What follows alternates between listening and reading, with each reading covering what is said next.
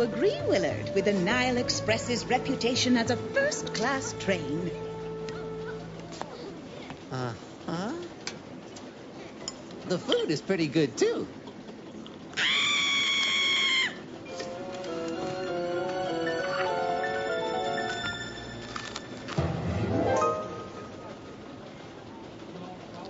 Okay, so maybe there are a few problems with the food, but the service is top-notch. No!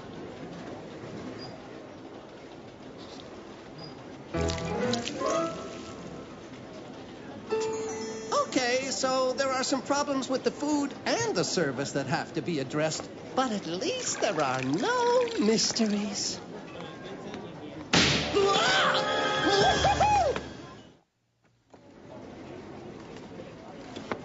What was that explosion?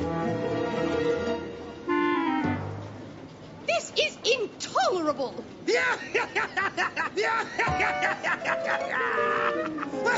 Oh, that was good. That was so good. I see George Ruddy Duck is up to his tricks again. That is one duck with a warped sense of humor. I have had just about enough of you and your practical jokes. If you don't stop this minute, I'll... What are you going to do about it? Hit me with your ascot? It was only a joke.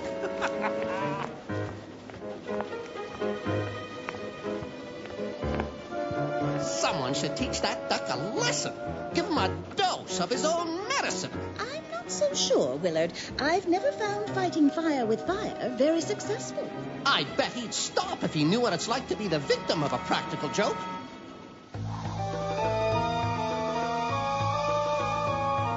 Can you believe it, Willard? The tomb of Tutankhamun discovered. Just look at the treasures Professor Bufflehead has uncovered. Bufflehead? Oh, I hope he's not related to my boss, Chief Inspector Bufflehead. Just as there are many mallards and widgeons in the world, the same goes with Buffleheads. That's too bad, because one is enough for any world. Put this in my cabin, will you? I'll want to examine it during our trip to Cairo.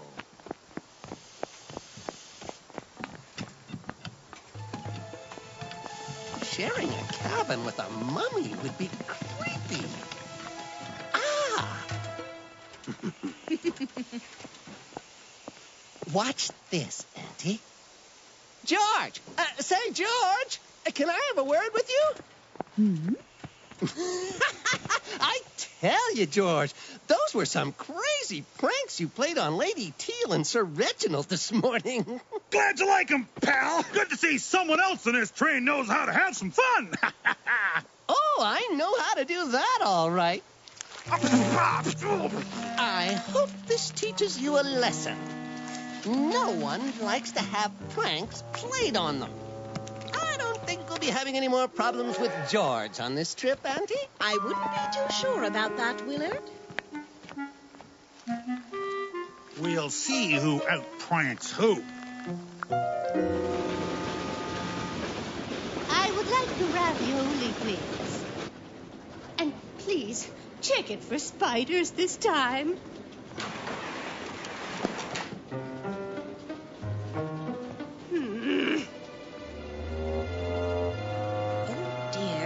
I hope George doesn't cause a scene.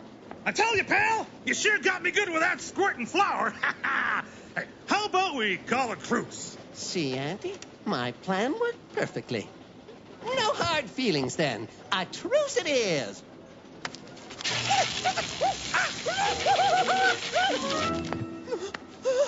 Gotcha! You fell for one of the oldest tricks in the book.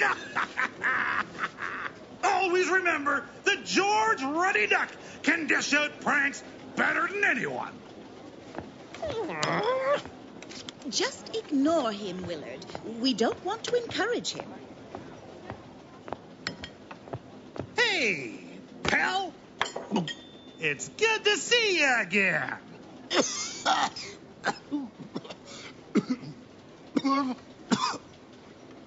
I have never met you before in my life.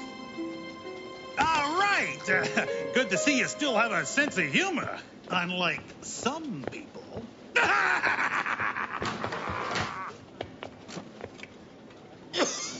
We must go help the professor. Here you are, Professor Bufflehead. May we join you? I admire the work you're doing. Indeed. Your discovery of Tutankhamun's tomb is very exciting. All that gold. Quite. Being an archaeologist must be very stimulating. Indeed. I read in the newspaper last year that you were injured during an important mission in East Africa. May I ask what happened? Tigers chased me. Please excuse me. Professor, wait. You forgot your cane. Huh? Oh, quite. Talkative fellow, isn't he? Quite.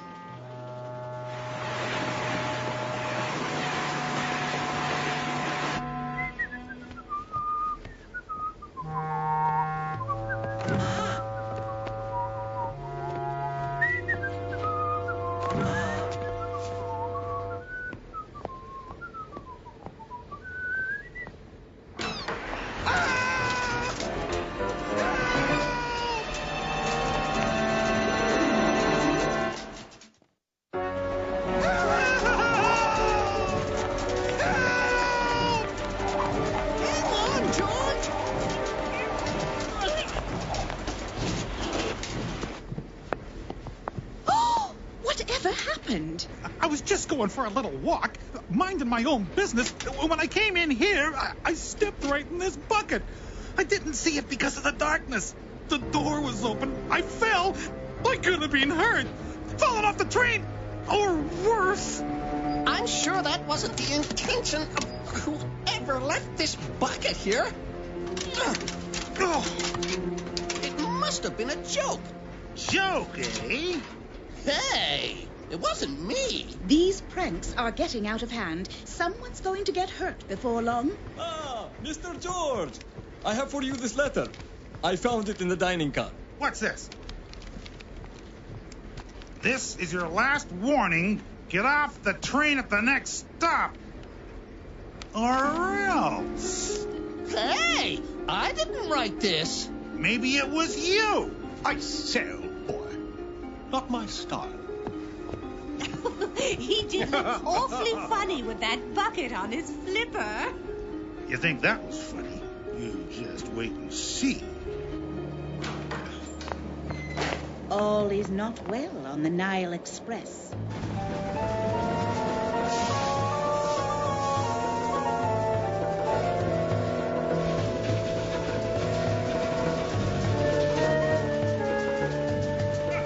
I'm so looking forward to our camel ride to the Great Pyramids this morning.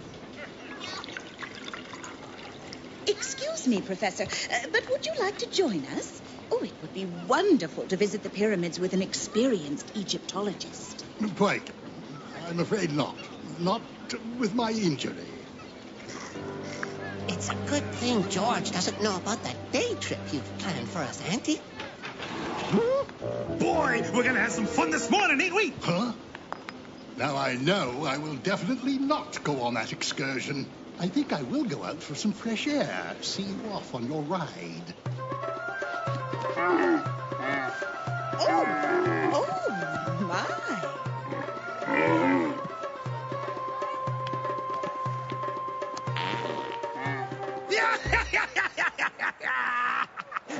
It's a whoopee cushion. You should have seen your face. You are a buffoon, sir. I've had just about enough of your pranks. An uncivilized quack. Lighten up. I was just having some fun.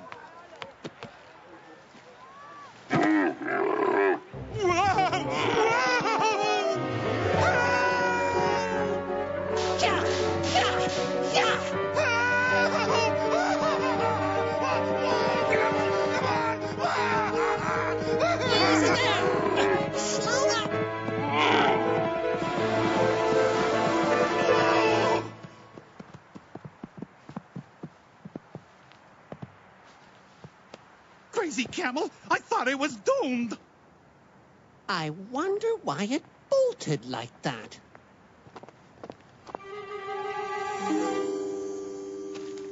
It must have been this burr. It was under one of the belly straps. The camel must have found it quite uncomfortable. Which of you put it there? I didn't, but you did look rather funny on that camel. Well, just to show there are no hard feelings, would you care for a stick of gum? Why, thank you. I don't mind if I do. Ow!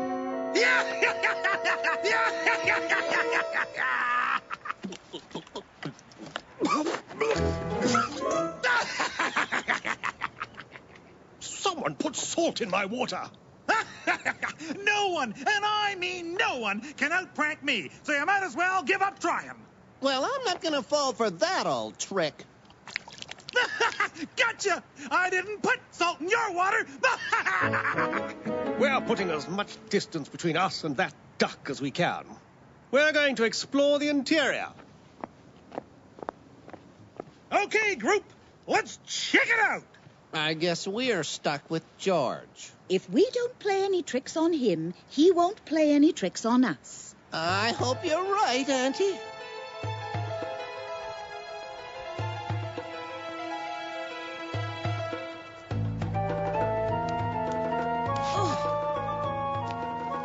How invigorating. Oh, Willard, just look at this view. It sure is something, Auntie.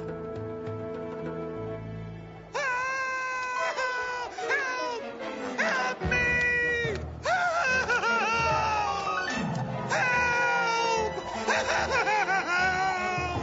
Hang on, George!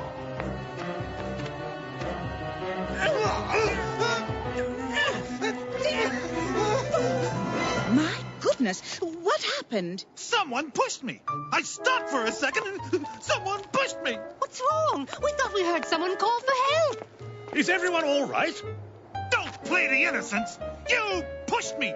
I could have been hurt. We certainly did not, old chap.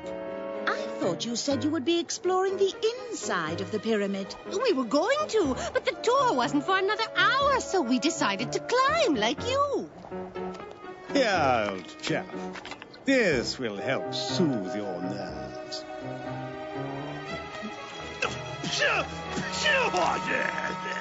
Oh, I forgot. You put salt in my canteen. How silly of me. You won't get me again. I will not be fooled again either. Ditto.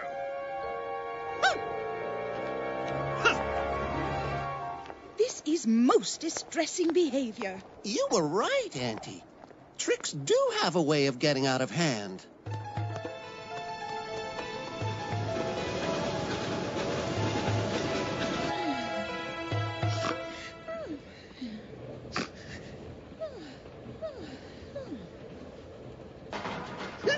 What? What?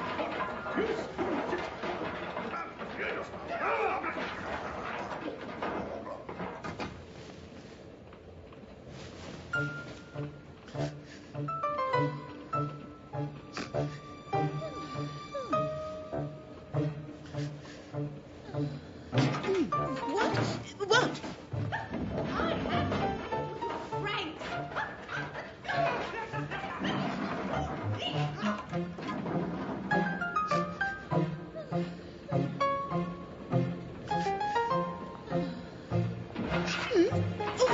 Oh, now what?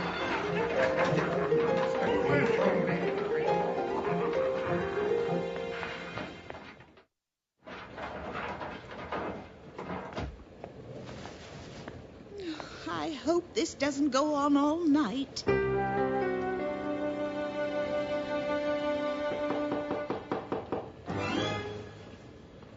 Thank goodness it's not the middle of the night anymore. Miss Mallard, are you there? Are you awake? What's wrong, Omar? You look like you've seen a ghost. No ghost, madam, but something equally strange. Come with me, please. Good morning, Auntie. Is something the matter? Oh, yes, mister. Something very the matter with Mr. George's compartment.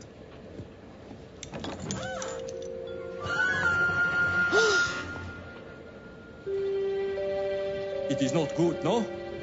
I tell conductor. And while you do that, we shall inspect the scene and look for clues. Careful, Auntie. This might be one of George's pranks. A blanket tossed casually on the floor is a perfect setup for a prank. Step back, Auntie. No, the prank has to be somewhere else in this compartment. Well done, Willard. You've uncovered a clue. A diamond button. Ready or not, here I come.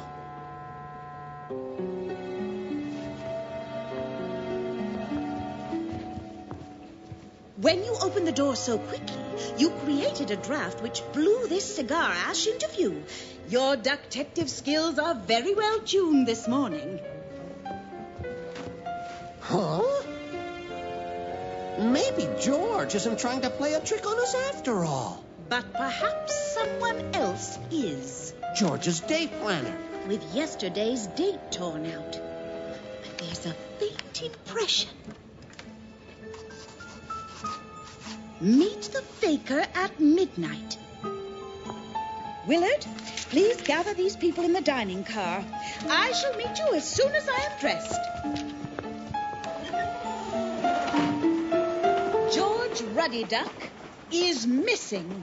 Who cares? Good riddance. He was a bother. We can finally relax. It's probably all some kind of trick. Yes, a trick, but a very evil one at that. I would actually call it a crime.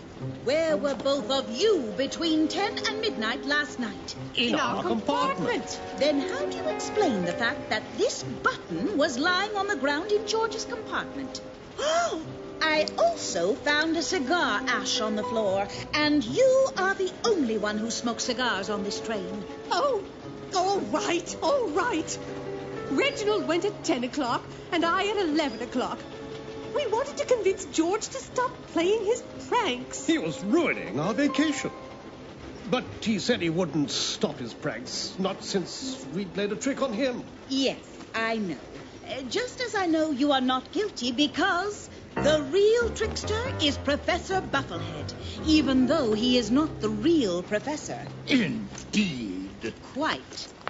You see, I first became suspicious when George seemed to recognize the professor from somewhere else, even though the professor denied it. I knew something was clearly not right when the professor said he was injured in East Africa while being chased by tigers. As everyone knows, tigers live in Asia, not Africa. And my clipping file confirmed that the professor cannot walk without his cane, something Willard had to remind the imposter of. The imposter realized George might ruin his plans to steal the artifacts from Tutankhamun's tomb if his real identity became known. And that is when George received the threatening letter and fell victim to what he thought were pranks. Yet I know they were the acts of a ruthless criminal who followed us and tried to push George off the pyramid. Arnie the swindler. Good-for-nothing thief and conduct. Blasted detectives! I would have had it so good if that pest George hadn't recognized me. I offered him money to keep quiet about knowing me, but he refused. I met him during another job. He was playing tricks on everyone, but he didn't bother me because I ignored him. That's right. He never did play a trick on you, nor Auntie. And that was confirmation that George and Arnie had met before. Arnie clearly learned that the way to deal with a pest is not to give him any satisfaction. Wish I'd known that. But where is the real professor, and where is George? The professor is tied up in the tomb of Tutankhamun.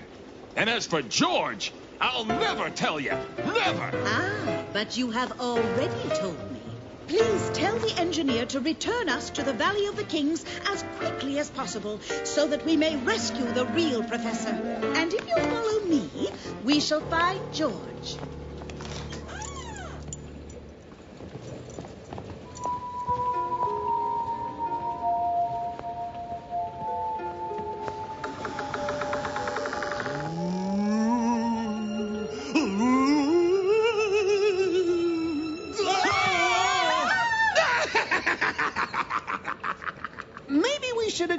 George until after we rescue the real professor.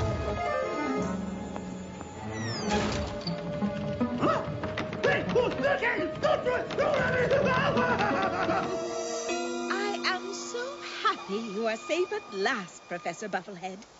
Thanks to you and your nephew's detecting instincts, Miss Mallard. Okay. No more pranks.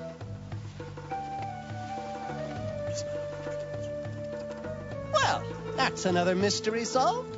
It is indeed, Willard. But as with most mysteries, answers simply make us ask new questions. Like what, Auntie? Like what happened to the real mummy? Miss Mallard asked me to search the entire train, and I did not find it. Well, it must be somewhere. It couldn't have simply walked away. I wonder, Professor Bufflehead. I think we have stumbled upon another mystery, but perhaps one that should remain unsolved.